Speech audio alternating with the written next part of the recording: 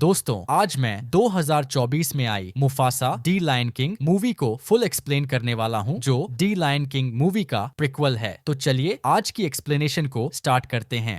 Movie की starting में हम सिम्बा को देखते हैं, जिसकी अभी एक बेटी भी है जिसका नाम क्यारा है। और सिम्बा अपनी प्रजा से एक बात कह रहा होता है कि वह अब अपनी सत्ता के लिए वंश बढ़ाना चाहता है, और ये बात अपनी प्रजा को बता रहा होता है। नाला प्रेग्नेंट थी और एक अलग जगह पर बच्चे देने के लिए गई थी, जहाँ उसे बच्चे पैदा करते टाइम कोई खतरा ना हो। अब सिम्बा भी नाला के पास जाने वाला था और टिम्बा और पुम्बा को क्यारा की ख्याल रखने की जिम्मेदारी सौंपता है। सिम्बा के जाने के बाद वहाँ पे रफीकी आता है, जो एक अलग प्रकार का बंदर होता है जिसके पास कुछ शक्तियां भी होती हैं। क्यारा अपने माता और पिता को बहुत मिस कर रही थी और तूफान से भी डर रही थी। जिसके बाद रफीकी क्यारा को सिम्बा के पिता मुफासा की स्टोरी सुनाता है। मुफासा एक छोटे से शेर परिवार में पैदा हुआ था और उस वक्त वहाँ के जंगल में कई दिनों से बारिश नहीं हुई थी। फिर मुफासा का परिवार एक मेलेले नामक जगह पर जा रहा था। मेलेले एक स्वर्ग जैसा स्थान था जहां हर चीज की सुविधा थी, लेकिन वहां पर अभी तक कोई नहीं गया था। लोग ये भी सोचने लगे थे कि वो सिर्फ एक सपना है और ऐसी कोई जगह एक्सिस्ट ही नहीं करती। मुफासा और उसके माता पिता जा ही रहे थे, तभी एक नदी में कई सारे जानवरों के बीच मस्ती कर रहा होता है, लेकिन अचानक उस नदी में बाढ़ आ जाती है। जिसके बाद मुफासा के माता पिता मुफासा को बचाने की पूरी कोशिश करते हैं, बट मुफासा नदी के बहाव में वह अपने माता पिता से दूर हो जाता है और नदी का बहाव उसे एक अनजान जगह पर ले जाकर छोड़ देता है, जहां उसकी मुलाकात एक टाका नाम के शेर बच्चे से होती है। टाका ने मुफासा को नदी के मगरमच्छ से बचाया। मुफासा ने अपनी पूरी स्टोरी बताई, जिसके बाद टाका मुफासा को अपना भाई मान चुका था, लेकिन टाका की माँ ऐसे ने उसे अपने साथ ले जाने से मना कर दिया, क्योंकि टाका के पिता ओबासी ऐसे किसी भी शेर को अपने इलाके में रहने नहीं देते थे। बट टाका की माँ भी उसे अपने इलाके में ले जाने के लिए मान जाती है और मुफासा को अपना बेटा के रूप में अपना भी लेती है। लेकिन जैसे ही ओबासी मुफासा को देखता है तो उसे खाने की सोचता है, लेकिन टाका और उसकी माँ मुफासा को अपनाने के लिए ओबासी से कहते हैं, लेकिन ओबासी मुफासा को नहीं अपनाता, बट एक रेस लगवाता है मुफासा और टाका के बीच। अगर इस रेस में मुफासा जीता तो उसे अपने कबीले में रहने की अनुमति दे दी जाएगी, और अगर हार गया तो उसे मारकर खा लिया जाएगा। जिसके बाद टाका और मुफासा की रेस शुरू होती है। मुफासा कुछ दिनों से कुछ भी नहीं खाया था और वह थका हारा भी था, इसलिए वह रेस में टाका से पिछड़ने लगता है। बट टाका को एक भाई की जरूरत थी, इसलिए वह जानबूझकर वो रेस हार जाता है। जिसके बाद ओबासी न चाहते हुए भी मुफासा को अपने कबीले में रखना पड़ता है, लेकिन ओबासी एक शर्त रखता है कि मुफासा सिर्फ फीमेल लॉयंस के साथ रहेगा। जिसके बाद दिन बीतने लगते हैं। टाका को ओबासी अपने साथ ही रखता था, लेकिन मुफासा को ऐसे अपने साथ रखकर शिकार करने के सभी पैंतरे सिखा दी थी। धीरे धीरे मुफासा और टाका दोनों बड़े भी हो जाते हैं। दोनों के बीच काफी नजदीकियां होती हैं। दोनों एक दूसरे को सगा भाई मानते हैं। अब मुफासा ताकतवर और निडर शेर बन चुका था, लेकिन टाका शाही शेर होने के बावजूद भी वह डरपोक और कमजोर हो जाता है। एक दिन मुफासा और ऐसे शिकार पर जाते हैं, वहाँ पे टाका छिपकर इनको देख रहा होता है। जहाँ पर शिकार करते वक्त इन दोनों की मुलाकात एक बड़े शेरों की प्रजाति से हो जाती है, जो दिखने में काफी बड़े थे और सफेद रंग के शेर थे। ये सफेद शेर ऐसे पर हमला कर देते हैं, जिसे देखकर टाका डर के वहाँ से भाग जाता है, जिसे भागते हुए ऐसे देख लेती है। बट मुफासा उन शेरों से मुकाबला करके एक शेर को मौत के घाट उतार देता है, जिसे देखकर एक शेर वहाँ से भाग जाता है। जब ये लोग अपने कबीले में वापस आते हैं तो ओबासी मुफासा को धन्यवाद कहता है और वो मुफासा को अपने बेटे के रूप में भी स्वीकार कर लेता है। और इसी बीच टाका अपने भागने वाली बात से माफी मांगने की कोशिश करता है, लेकिन ओबासी उसे ये कहने से रोक देता है। और अब भी खतरा टला नहीं था। ओबासी को पता था कि वे शेर बदला लेने जरूर आएंगे, इसलिए ओबासी अपने एक खबरी को खबर लेने भेजता है। इधर हम उन सफेद शेरों के लीडर किरोस को देखते हैं। मुफासा ने जिस शेर को मारा था वो किरोस का बेटा था, जिस वजह से वह बदला लेने की तैयारी करता है, जिसे खबरी ये खबर ओबासी को दे देता है। जिसके बाद ओबासी अपने झुंड के साथ वहीं रुककर उनसे मुकाबला करने का फैसला करता है, और उसे पता था कि उन सफेद शेरों से ये लोग नहीं बच पाएंगे। इसलिए ओबासी ने अपने वंश को बचाने के लिए वहां से दूर भेजने का फैसला किया और टाका के साथ मुफासा को भी वहां से भेजा। बट वो दोनों वहां से जाने से मना कर देते हैं, लेकिन ऐसे उन दोनों को समझाती है और मुफासा मुफासा को अपने खुद की माता पिता को ढूंढने को कहती है और इसी के साथ अपने भाई टाका का ख्याल रखने को कहती है। जिसके बाद टाका और मुफासा वहां से चले जाते हैं। इधर किरोस अपने फौज लेकर कबीले में पहुंच जाता है, जहां किरोस को पता चल जाता है कि उसके बेटे को मारने वाला एक जवान शेर था। जिसके बाद उनके सभी लोग टाका के पूरे फैमिली को मारकर मुफासा और टाका को ढूंढने निकल जाते हैं। जिसके थोड़ी देर बाद किरोस की सारी फौज मुफासा और टाका तक पहुंच जाती है, जहां पे मुफासा उनसे मुकाबला करना चाह रहा था, बट टाका उसे अपने साथ नदी में धक्का दे देता है। बट तब भी किरोस के लोग उनका पीछा नहीं छोड़ते। फिर मुफासा और टाका नदी से बाहर निकलकर एक जंगल में पहुंच जाते हैं, जहां पे उन दोनों की मुलाकात एक खूबसूरत शेरनी और एक पंछी से होती है, जिनके नाम शराबी और जाजू होते हैं। जाजू एक पंछी होता है जो शराबी को आने वाले खतरे की खबर उड़ते हुए बता देती थी। शराबी की भी इस दुनिया में कोई नहीं थी, इसलिए वो इनके साथ जाने का फैसला करती है। जिनके बाद इनकी मुलाकात एक रफीकी नाम के बंदर से होती है, जो भविष्य देख सकता था। टाका